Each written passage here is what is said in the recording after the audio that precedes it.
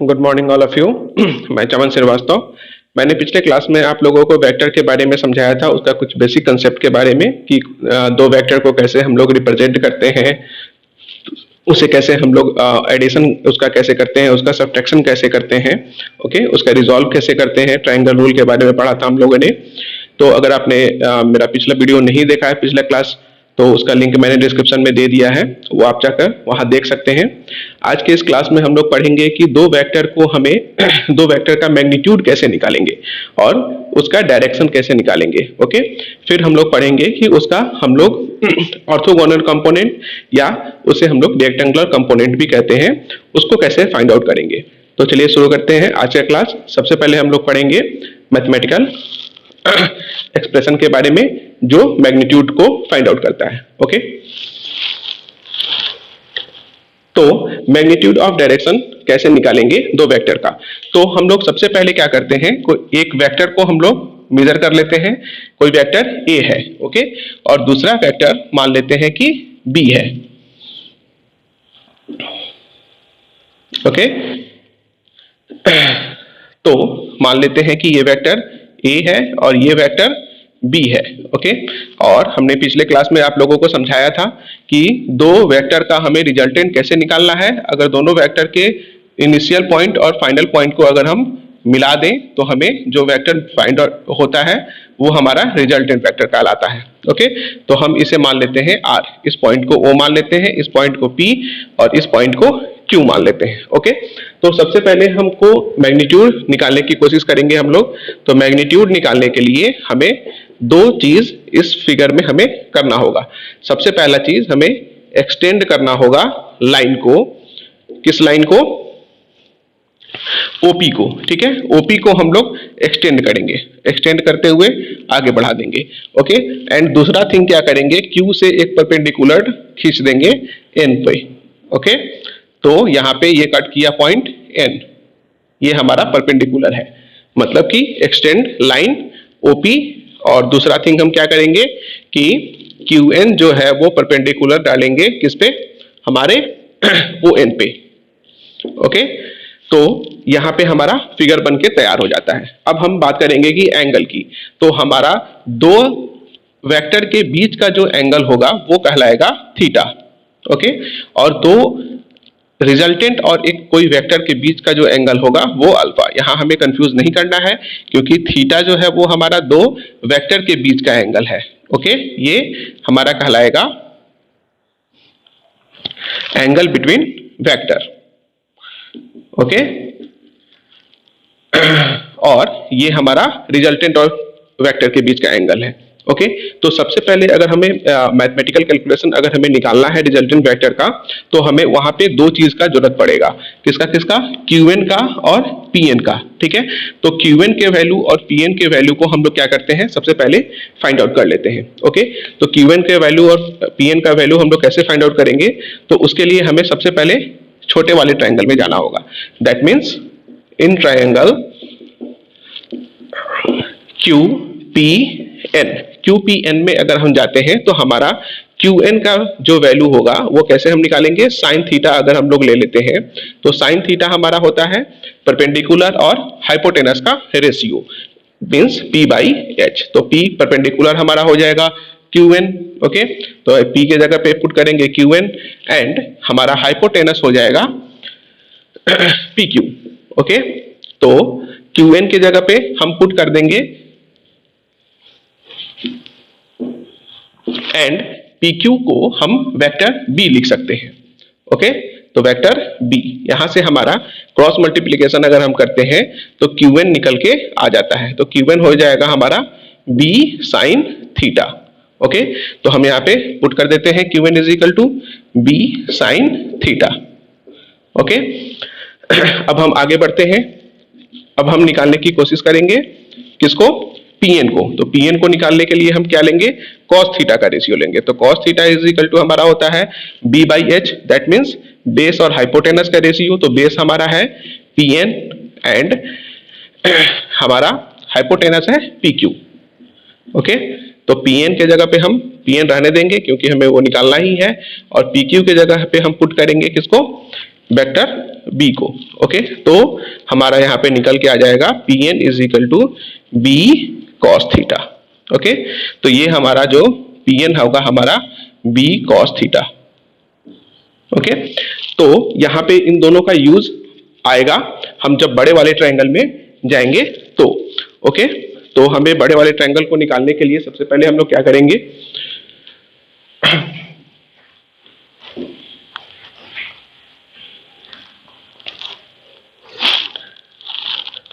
In triangle, तो हमारा सबसे बड़ा वाला ट्रायंगल है ओ क्यू एन। ओके, तो हम लोग जाएंगे ट्रायंगल में ओ क्यू एन में। ओके, तो ओ क्यू एन में ट्रायंगल में हम जाते हैं तो यहाँ पे हमारा यूज होगा पाइथागोरस थ्योरम। ओके, तो पाइथागोरस थ्योरम क्या कहता है, हाइपोटेनस का square that means O Q का स्क्वायर इज इक्वल होगा हमारे बेस के स्क्वायर के। तो बेस है हमारा ओ एन प्लस हमारा परपेंडिकुलर है क्यू एन। ओके, तो क्यू एन का स्क्वायर। ओके, आगे बढ़ते हैं हम लोग। तो ओ क्यू के जगह पे हम लोग पुट कर सकते हैं जो हमारा रिजल्टेंट वेक्टर है। ओके, तो ओ क्यू हमारा हो जाएगा आर स्क्वायर। ओके, और ओ एन जो हमारा दिया हुआ है, ओ एन को हम दो पार्ट में तोड़ देंगे, ओपी और P N. Okay, OP plus P N, तो इसका होल स्क्वायर हो जाएगा। एंड क्यू एन के जगह पे हम पुट कर सकते हैं बी साइन थीटा, चूंकि हम लोगों ने ऑलरेडी पहले निकाल चुका है, तो बी साइन थीटा। ओके, तो क्यू एन के जगह पे बी साइन थीटा। आगे बढ़ते हैं हम लोग, तो R square is equal to हमने ओपी के जगह पे हम वेक्टर ए को पुट करेंगे। ओके, तो ए प्लस पी एन का वैल्यू मैंने ऑलरेडी फाइंड आउट किया हुआ है, तो पी एन का वैल्यू है हमारा बी कॉस थीटा। ओके, तो यहाँ पे लिखेंगे बी कॉस थीटा, इसका हम स्क्वायर कर देंगे plus B sine theta. Okay, यहाँ पे स्क्वायर है तो B square sine square. Okay, अब हम इसे a प्लस बी के होल स्क्वायर पे ब्रेक करेंगे, तोड़ेंगे, तो R square is equal to A square plus B square cos square theta. Okay, plus 2ab cos theta. Okay, ये हमने a प्लस बी के होल स्क्वायर पे इसे ब्रेक कर दिया। अब यहाँ पे हमारा आ जाएगा b साइन स्क्वायर थीटा, हमने यहाँ इसको लिख दिया ब्रेक करके। ओके, तो R square is equal to हम यहाँ पे ए स्क्वायर को ए स्क्वायर लिख देंगे, यहाँ पे B square cos square theta है। ओके, और यहाँ पे B square sine square theta है। ओके, यहाँ ध्यान दीजिएगा, तो बी स्क्वायर यहाँ पे हम कॉमन ले सकते हैं। ओके, तो बी स्क्वायर अगर हम कॉमन ले लेते हैं तो हमारा बच जाएगा B square cos square theta and plus sine square theta. Okay, plus 2ab cos theta, इसको मैंने लास्ट में लिख दिया। ओके, तो R square is equal to A square plus B square into 1, चूंकि cos square theta plus sine square theta is equal to 1 होता है। Okay, हमने ये ट्रिग्नोमेट्री में पढ़ा हुआ है, तो यहाँ पे इसकी जगह पे 1 पुट करेंगे and plus 2ab cos theta, 2ab cos theta. Okay, तो अब हम यहाँ पे सिंपल r निकालेंगे, तो यहाँ पे स्क्वायर है तो इसका यहाँ पे स्क्वायर रूट हो जाएगा, तो ये हो जाएगा A square plus B square and plus 2ab cos theta. Okay, ये हमारा रिजल्टेंट का एक्सप्रेशन निकल कर आ जाता है। ये फार्मूला काफी इंपॉर्टेंट है, क्योंकि हमें जब भी रिजल्टेंट का मैग्नीट्यूड निकालना होता है तो इस फार्मूला का हम लोग यूज करते हैं, इसीलिए ये फार्मूला हमेशा हमें याद रखना होगा। यहाँ पे हमने cos square theta plus sine square theta is equal to 1 होता है, इसको यूज किया था। ओके, तो ये हमारा निकल के आ जाता है रिजल्टेंट। ओके, अब हम लोग पढ़ेंगे, देखेंगे कि हम जब एंगल हम दो वेक्टर के बीच का जो हमारा थीटा है, अगर उसका वैल्यू अगर चेंज होता है तो वो क्या फर्क डालता है हमारे रिजल्टेंट वेक्टर पे। ओके, तो रिजल्टेंट वेक्टर पे हमें अगर हम लेके चले, पहला thing if theta is equal to 0 degree. Okay, तो theta is equal to 0 degree पे हम देखते हैं क्या होता है। हमारा रिजल्टेंट वेक्टर निकल के आया था root under A square plus B square plus 2ab cos theta. Okay, तो अगर हम इसको कॉस थीटा की जगह पे 0 डिग्री पुट करें तो क्या होगा, A square plus B square and 2ab cos 0 degree. तो हमें पता होना चाहिए कॉस 0 डिग्री का वैल्यू होता है 1। ओके, तो ये हमारा हो जाएगा A square plus B square and plus 2ab। Okay, तो cos 0 डिग्री का वैल्यू 1 हमने पुट कर दिया, तो ये हो जाएगा हमारा a प्लस बी का होल स्क्वायर, क्योंकि ये a प्लस बी का होल स्क्वायर का फॉर्मूला होता है। तो ये स्क्वायर रूट से ये बाहर निकलेगा, तो ये हमारा हो जाएगा सिंपल a प्लस बी। ये हमारा निकल के जो आता है वो आता है cos 0 डिग्री का वैल्यू होगा 1। ओके, एंड cos 180 का वैल्यू होता है -1। ठीक है, तो a प्लस बी जो ये हमारा होगा ये r मैक्सिमम होगा। ओके, r मैक्स जब हम निकालेंगे तो a प्लस बी का यूज करेंगे। ओके, तो अब हम आगे बढ़ते हैं। अगर हम कहें कि रिजल्टेंट वेक्टर हम लोग 180 लेते हैं, ओके, तो थीटा का वैल्यू कैसे निकालेंगे? r ये होगा हमारा मिनिमम। ओके, तो r ये मिनिमम कैसे निकालेंगे? सिंपल, अब हम थीटा के जगह पे पुट करेंगे 180 डिग्री, तो 180 डिग्री पुट करते हैं और देखते हैं क्या क्या होता है। 2ab cos 180। ओके, तो cos 180 का वैल्यू हम लोग निकाल चुके हैं, क्या होता है -1। That means a square plus B square minus 2ab। Okay, तो ये हो जाएगा हमारा a माइनस बी का whole square. Okay, and square root, तो ए स्क्वायर रूट में से निकल के आएगा, तो ये हो जाएगा हमारा simple a minus B. Okay, ये हमारा r मिनिमम कहलाता है। ओके, तो यहाँ पे हमने देखा कि theta is equal to 180 degree पे हमारा रिजल्टेंट वेक्टर मिनिमम होगा और मैक्सिमम होगा कब? जब 0 डिग्री होगा। ओके, अब हम निकालते हैं कि दो जो रिजल्टेंट वेक्टर है हमारा, वो उसके बीच का जो एंगल है वो कैसे फाइंड आउट करेंगे। तो उसके बीच का जो एंगल है वो है हमारा अल्फा। ओके, तो हम यहाँ पे अब एंगल को पुट करेंगे अल्फा, तो tan alpha is equal to हम लोग निकालने की कोशिश करेंगे। तो tan अल्फा अगर हम देते हैं तो हम लोग बड़े वाले ट्रायंगल में जाएंगे। तो इन ट्रायंगल, बड़ा वाला ट्रायंगल हमारा कौन सा है? QON। तो हम लोग जाएंगे QON में। तो tan theta is equal to हम लोग जानते हैं हमारा परपेंडिकुलर और बेस का रेशियो होता है। तो परपेंडिकुलर है हमारा QN, ओके, एंड बेस है हमारा ON। ओके, अब हम इसे ब्रेक करते हैं। तो QN को हम लोग पुट कर सकते हैं b sin थीटा, हमने ऑलरेडी फाइंड आउट कर चुका है। ओके, और ON को हम लोग दो पार्ट में तोड़ सकते हैं, OP and plus PN। Okay, तो हम लोग इसे लिख देते हैं OP प्लस PN। ओके, तो ये हो जाएगा हमारा b sin theta upon OP का वैल्यू हम लोग पुट करेंगे a एंड प्लस PN का वैल्यू हम लोग ऑलरेडी निकाल चुके हैं, तो b cos थीटा। ओके, तो ये हमारा निकल के आ जाता है tan अल्फा। ओके, अगर हम लोग चाहें तो tan अल्फा, अगर हम लोग अल्फा निकालने की कोशिश करें तो ये हो जाएगा हमारा tan inverse b sin theta upon a plus b cos theta. Okay, just like अगर हम लोग इसको थीटा इज इक्वल टू अगर हम लोग पुट कर दें 90 डिग्री, ओके, तब देखते हैं क्या होता है हमारा अल्फा इज इक्वल टू। तो tan alpha is equal to हो जाएगा हमारा b sin theta, means b sin theta means sin theta का वैल्यू हमारा 90 डिग्री पे 1 होता है, तो b एंड cos 90 इज इक्वल टू 0, तो b बाई a। ओके, ऐसे हम करके कोई भी एंगल पे हम लोग निकाल सकते हैं। एक मैंने आप लोग को बता दिया कि tan theta is equal to अगर 90 डिग्री हो तो अल्फा का वैल्यू होगा b बाई a। हम इसे 180 में भी चेक कर सकते हैं, सिंपल हमें थीटा का वैल्यू पुट करना होगा 0 डिग्री 180 डिग्री। ओके, तो ये हमारा फॉर्मूला था एंगल को, रिजल्टेंट वेक्टर का एंगल को निकालने का। ये मैग्नीट्यूड और डायरेक्शन का था। ओके, तो डायरेक्शन हम लोग निकालेंगे कब? जब मैग्नीट्यूड जब हम tan अल्फा लेंगे तो हम डायरेक्शन निकालेंगे, और जब हम वहां पे resultant is equal to root under a square plus b square plus 2ab cos theta था, तो वहां पे हमने क्या किया? रिजल्टेंट को निकाला। अब हम लोग पढ़ेंगे कि दो वेक्टर को हम लोग अगर उसका ऑर्थोगोनल कंपोनेंट और रेक्टेंगुलर कंपोनेंट उसको कैसे फाइंड आउट करते हैं। तो उसके लिए हम आपको पिछले क्लास में मैंने बताया था रेक्टेंगुलर कंपोनेंट के बारे में, जिसको i, j और k के नाम से जानते हैं, यूनिट वेक्टर है। अगर आपने नहीं देखा है तो उस वीडियो को आप जाकर देख लीजिए, वहां समझ लीजिए, क्योंकि हम इसको यहाँ पे यूज करेंगे। ओके, तो हम शुरू करते हैं ऑर्थोगोनल कंपोनेंट। ऑर्थोगोनल या फिर उसे हम लोग रेक्टेंगुलर भी कहते हैं।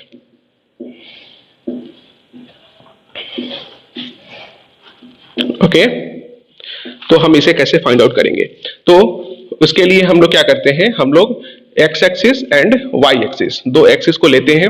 ओके, और कोई एक वेक्टर को हम लोग ले लेते हैं। ठीक है, तो हमने ये एक्स एक्सिस ले लिया, ये वाई एक्सिस है, ये हमारा एक्स एक्सिस है। ओके, हमने यहाँ पे ओ पी एक वेक्टर ले लिया जिसका वेक्टर है ए।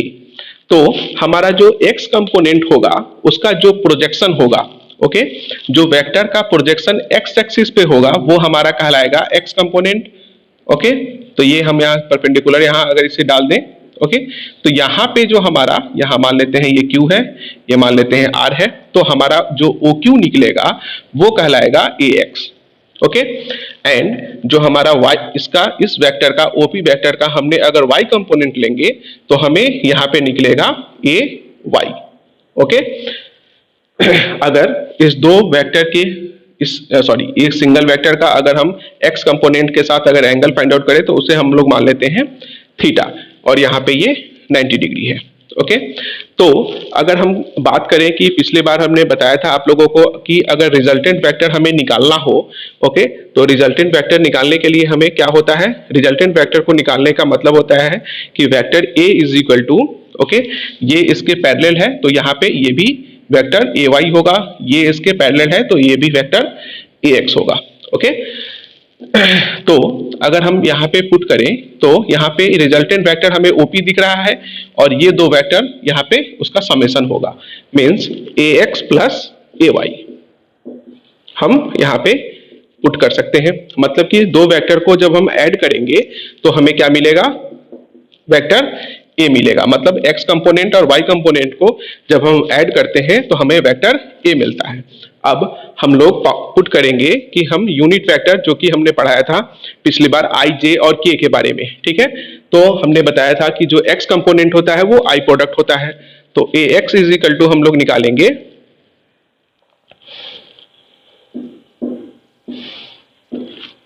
ए आई एंड ए वाई जो होगा वेक्टर हमारा वो होगा ए वाई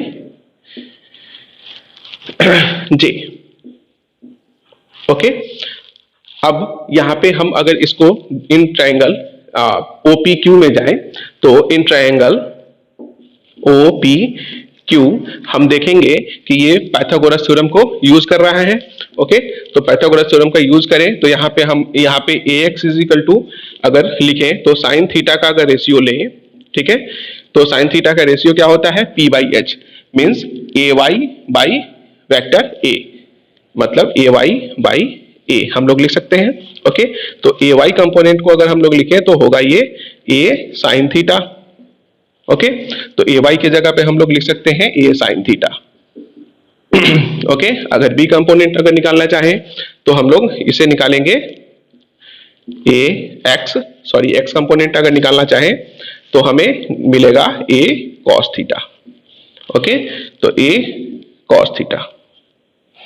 ओके, यहां ध्यान देने वाली बात है कि कभी भी हम जब भी दो वेक्टर को अगर हम ये करते हैं रिजॉल्व करेंगे तो जो हमारा x कंपोनेंट होगा वो हमेशा cos के टर्म में टूटता है। ओके, और y कंपोनेंट मतलब कि वर्टिकल कंपोनेंट जो होगा वो हमेशा साइन के टर्म में टूटता है। ओके, अब अगर हम क्या करें कि ax और ay का वैल्यू जो दिया हुआ है उसे स्क्वायर करके दोनों तरफ ऐड कर दें तो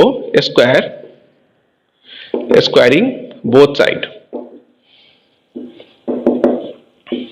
ओके, तो हमें मिल जाएगा ए एक्स का स्क्वायर प्लस ए वाई का square is equal to A square sine square theta, okay, and plus a square cos square theta. Okay, तो यहां पे हम निकालना चाहेंगे a x square plus a y square. आगे बढ़ते हैं, इन दोनों में अगर हम एक फाइंड आउट कर लें, सॉरी कॉमन ले लें तो ये हमारा बच जाएगा sine square theta and plus cos square theta. तो हम लोग जानते हैं कि cos square theta plus sine square theta is equal to 1 होता है, तो यहाँ पे इसका वैल्यू हम लोग 1 पुट करेंगे, दैट मीन्स ए हमारा ए स्क्वायर आ गया। ओके, तो अगर हम इसे लिखना चाहें तो A is equal to square root को अगर हम उधर भेज दें स्क्वायर को तो स्क्वायर रूट हो जाएगा ax square plus ay square. Okay, तो ये हमारा काफी इंपॉर्टेंट फॉर्मूला निकल के आता है। मतलब किसी भी चीज का अगर आपको मैग्नीट्यूड निकालना हो तो उसके x कंपोनेंट और y कंपोनेंट को स्क्वायर करके ऐड कर दीजिए और उसका स्क्वायर रूट कर दीजिए। ठीक है, अगर मान लीजिए कि अगर हम कोई एग्जांपल की तरफ बढ़ते हैं, मान लीजिए कि कोई वेक्टर a दिया हुआ है 3i प्लस 4j। ओके, तो अगर इसका हमें वेक्टर a का निकालना है तो हमें कैसे निकालेंगे? a is equal two means ये हमारा क्या है? x कंपोनेंट है तो 3 का स्क्वायर प्लस ये हमारा b का कंपोनेंट है तो 4 का स्क्वायर।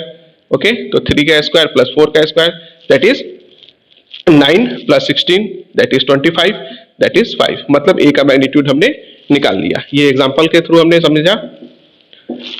ओके, अगर मान लीजिए कि अगर ये तीन कंपोनेंट में टूटे ax, ay और az, तो हम इसे लिखेंगे, इसी फॉर्मूला को हम लोग आगे बढ़ा सकते हैं, ax का स्क्वायर प्लस ay का स्क्वायर प्लस az का स्क्वायर।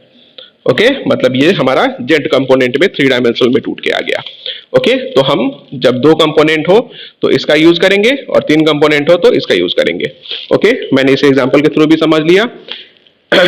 यहाँ पे के कंपोनेंट भी हो सकता है कोई और, तो इसमें एक और ऐड कर देंगे। ओके,